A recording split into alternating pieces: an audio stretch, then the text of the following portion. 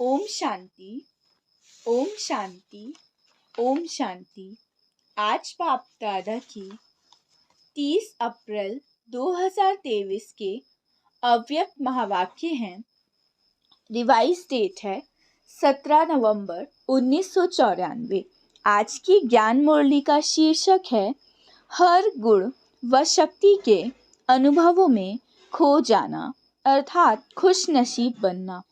आज प्यार के सागर बाप दादा अपने प्यार स्वरूप बच्चों से मिलन मना रहे हैं। बाबा का भी प्यार बच्चों से अति है और बच्चों का भी प्यार बाप से अति है। ये प्यार की डोर बच्चों को भी खींच कर लाती है और बाप को भी खींच कर लाती है।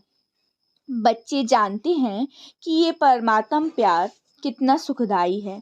अगर एक सेकंड भी प्यार में खो जाते हो तो अनेक दुख भूल जाते हैं, सुख के झूले में झूलने लगते हैं। ऐसा अनुभव है ना।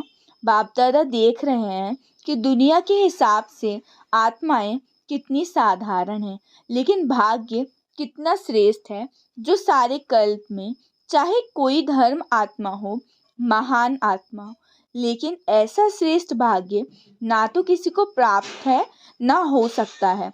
तो अति साधारण और अति श्रेष्ठ भाग्यवान। बाप दादा को साधारण आत्माएं ही पसंद हैं। क्यों? क्योंकि बाप स्वयं भी साधारण तन में आते हैं। कोई राजा रानी के तन में नहीं, कोई धर्मात्मा महात्मा के तन में नहीं, साधारण तन में स्वयं आते हैं। और बच्चे भी साधारण ही आते हैं। हम देखते हैं ना, कभी भी टीवी में भी देखते हैं तो भगवान साधारण भेष में ही आते हैं। राजा रानी भी, कोई भी बड़ी हस्ती है वो साधारण भेष में ही सबके बीच में आती है। अब वो सबकी समझदारी की बात है कि कौन पहचान पाता है। जितना बड़ा होगा उतना भावना नहीं होगी, लेकिन भान होगा। तो भगवान को भावना का फल देना है और भावना साधारण आत्माओं में ही होती है। नामी ग्रामी आत्माओं के पास न भावना है न समय है। तो बाबा देख रहे हैं कितने साधारण और कितने श्रेष्ठ भावना का फल प्राप्त कर रहे हैं। इसीलिए ड्रामा अनुसार संगम युग में साधारण बनना ये भी भाग्य की निशानी है, क्योंकि संगम पर ही भाग्य विधाता भाग्य की श्रेष्ठ लकीर खींच रहे हैं। और साथ साथ भाग्य की लकीर खींचने का कलम भी बच्चों को दे दिया। कलम मिली है ना। भाग्य की लकीर खींचना आता है? कितनी लंबी लकीर खींची है, छोटी मोटी तो नहीं खींच ली। जितना चाहे उतना भाग्य बना सकते हो। खुली छुट्टी है और सभी को है, चाहे नए चाहे पुराने। सप्ताह कोर्स किया, बाप को पहचाना और बाप भाग्य की कलम दे देता है। यही परमात्म प्यार है। प्यार की निशानी क्या होती है? जो जीवन में चाहिए वो अगर कोई किसी को देता है तो वही प्यार की निशानी है। तो बाप के प्यार की निशानी है जो जीवन में चाहिए सर्व कामनाएं पूर्ण कर देते हैं। सुख शांति। अगर कोई वस्तु एक दो को देते हैं तो उनसे मिलता है सुख। तो बाबा सुख देता है, लेकिन सुख का भंडार आप सभी को बना देता है। सुख का भंडार पूरा स्टॉक, एक कमरा दो कमरा नहीं, पूरा भंडार। जैसे भगवान सुख का सागर है, नदी व तालाब नहीं सागर। तो बच्चों को भी सुख के भंडारी का मालिक बना देते हैं। कोई भी अप्राप्ति नहीं रखते। थोड़ी थोड़ी शक्ति नहीं, पूरी शक्ति दे देते। दे दो कहने की आवश्यकता नहीं, बाबा ने दे दिया। सिर्फ उसको कार्य में लगाने की विधि है, और विधि भी बाप द्वारा अनेक प्रकार की मिलती है। सिर्फ उसको समय प्रति समय कार्य में लगाते नहीं, इसीलिए होते हुए भी उसका लाभ नहीं ले सकते। कितना बड़ा भाग्य और कितना सहज मिला है। कोई मेहनत की क्या? एक टांग पर खड़ा तो नहीं होना पड़ा, या सेकंड में दर्शन के लिए क्यू में खड़े हो, ऐसे तो नहीं। आराम से बैठे हो ना। नीचे भी फोम पर बैठे रहो, आराम से बैठो। यही श्रेष्ठ भाग्य बना रहे हो। ये नशा है ना। सभी नशे से कहेंगे कि भाग्य विधाता हमारा है।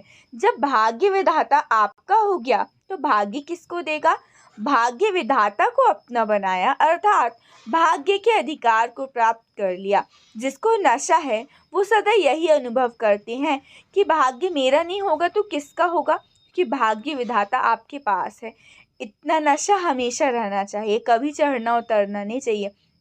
क्योंकि संगम का समय ही छोटा सा है। आगे बाबा ने कहा बहुत कम समय बचा है, ये छुट्टी है, जितना आगे चाहो उतना आगे बढ़ सकते हो, सिर्फ अभ्यास पर अटेंशन दो। कोई कोई पुराने अलबेले हो जाते हैं, बाबा कहते हैं अलबेले नहीं हो, आगे बढ़ो, आगे नंबर लेना है। लेकिन फर्स्ट डिवीज़न में जितना चाहो उतना आ सकते, तो सभी किस डिवीज़न में आए? सभी फर्स्ट में आएंगे ना, सेकंड में नहीं आना, सबको फर्स्ट में आना है। बाबा ने कहा आना ही है, ये दृढ़ निश्चय भाग्य को निश्चित कर देता है। पता नहीं आएंगे नहीं आएंगे, पता नहीं आगे चलकर कोई माया आ जाए। माया बड़ी चतुर है, ऐसे व्यर्थ संकल्प कभी भी नहीं करना। जब सर्वशक्तिमान साथ है तो माया उसके आगे पेपर टाइगर है, इसीलिए घबराना नहीं, पता नहीं का संकल्प नहीं करना। मास्टर नॉलेजफुल बन हर कर्म करते चलो। साथ का अनुभव सदा ही सहज और सेफ रखता है। किसके साथ का? ये समझो कि भगवान हमारे साथ है तो आप हमेशा सेफ रहोगे। साथ चलेंगे यही वायदा, अकेले रहेंगे अकेले जाएंगे नहीं, तो साथ का अनुभव बढ़ाओ। जानते हो साथ है, जानते हैं फिर भी फर्क पड़ जाता है, मानते भी हैं लेकिन समय प्रमाण उसमें चलते नहीं हैं। माया का फोर्स का ये जो कोर्स है उसको भुला देता है। लेकिन क्या माया बहुत बलवान है? नहीं, ये बलवान है या आप बलवान हो? कभी माया कभी आप, दोनों बलवान हो जाते हो। आपकी कमजोरी माया है और कुछ नहीं, आपकी कमजोरी माया बनकर सामने आ जाती है। तो फिर बाबा ने आगे कहा माया जीत जगत जीत बनना। कितनी बार विजय बनते हो? अनगिनत बार विजय बनना है। फिर क्यों घबराते हो? बाप का प्यार ही है कि हर बच्चा श्रेष्ठ आत्मा बन राज्य बने। तो राज्य अधिकारी अर्थात कर्मेंद्रिय जीत। अगर अपनी कर्मेंद्रियों के ऊपर, मन बुद्धि संस्कार के ऊपर विजय नहीं तो प्रजा पर क्या राज्य करेंगे? अगर ऐसे राज्य बने जो अपने ऊपर नहीं विजय पा सकते तो सतयुग भी कलयुग बन जाएगा। इसीलिए चेक करो कि मन बुद्धि संस्कार पर कंट्रोल है ना? मन आपको चलाता है या आप मन को चलाने वाले हो? जब ये कंप्लेन करते हो कि मेरा मन आज लगता नहीं, मेरा मन आज भटक रहा है, तो ये मन जीत हुए। तो ये मतलब मन ने आपके ऊपर राज किया। पर आज मन उदास है, आज मन और आकर्षण की तरफ जा रहा है, ये विजयी के संकल्प।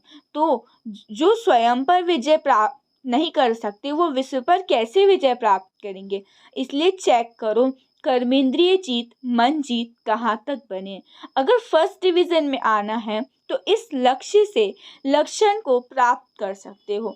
बाप दादा ने देखा कि बच्चे उमंग उत्साह में भी रहते हैं, ज्ञान के जीवन अच्छी भी लगती है, ज्ञान सुनना सुनाना इसमें भी अच्छे आगे बढ़ रहे हैं।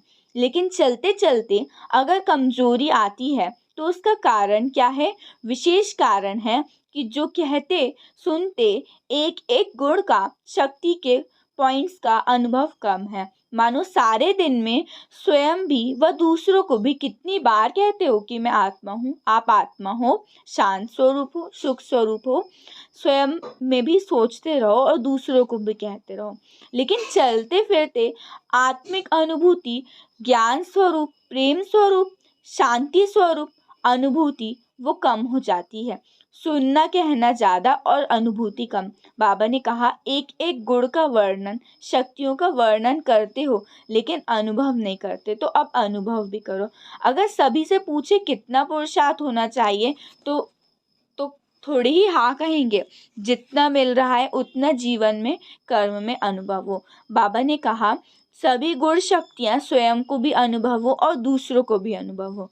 चाहे छोटी बात चाहे बड़ी बात, जो स्वरूप होता है वो दिखाई देता है, स्वयं को भी अनुभव होता है और दूसरे को भी अनुभव होता है। बाबा ने कहा क्या कहते हो, ये क्रोधी है, इसका संस्कार क्रोध का है, तो संस्कार दिखाई देता है ना। ऐसे ज्ञान स्वरूप, शांत स्वरूप, सुख स्वरूप अनुभव में आए तो अनुभवी मूर्त ये है श्रेष्ठ पुरुषार्थी की निशानी। तो अनुभव को बढ़ाओ। जो कहा अनुभव किया। अगर अनुभव नहीं होता तो उसका कारण है कि विधि के ऊपर अटेंशन कम है। जितना ज्ञान शक्ति हो, गुणों को रिवाइज करते रहेंगे तो रियलाइज करना सहज हो जाएगा। कर्म से योग लगाना, इसी को ही कहा जाता है कर्म योग। लेकिन कर्म और योग दोनों का बैलेंस चाहिए। कर्म में बिजी रहना योग नहीं, कर्म करते योग का अनुभव होना, इसको कर्मयोग कहा जाता है। कर्म में बिजी हो जाते तो कर्म ही श्रेष्ठ हो जाता है, योग किनारे हो जाते हैं। बाबा ने कहा चलते चलते फिर अलबेलापन आ जाता है। कर्म में योग का अनुभव नहीं होता तो पर कर्म में योग का अनुभव होना चाहिए। तो बाबा ने आगे कहा जब अनुभव करते हो तो कितनी खुशी होती है। एक सेकंड भी अगर किसी गुण या शक्ति का अनुभव होता है तो खुशी बढ़ जाती है। तो अब सदा अनुभव स्वरूप बनो। जब सदा अनुभवी स्वरूप बनेंगे तो चेहरे पर खुशी की झलक, खुश नसीबी की झलक अनुभव होगी। अनुभव को बढ़ाओ, विधि स्पष्ट है। अच्छा सभी खुश नसीब है, लेकिन विशेष खुशी मनाने आए। सबको खुशी मिली, भगवान मिल गया ना, तो फिर बाबा कहते हैं ना कि खुशी मिल गई, अब हमें भगवान मिल गया, और क्या चाहिए। रिहर्सल है, जहाँ बिठाओ जैसे सुलाओ, इसकी रिहर्सल हो जाती है। पट में सोना अच्छा पटराजा बन गए। शास्त्रों में पटरानी और पटराजा का बड़ा गायन है। बाबा ने कहा आपको कोई तकलीफ नहीं, बाबा कहते आराम से पुरुषार्थ करो।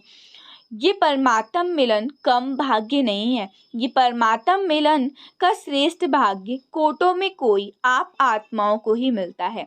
अच्छा मिल गया ना। भक्ति में जड़ चित्र मिलता है और यहाँ चैतन्य भगवान आप बच्चों से मिलते हैं, रूह रिहान करते हैं।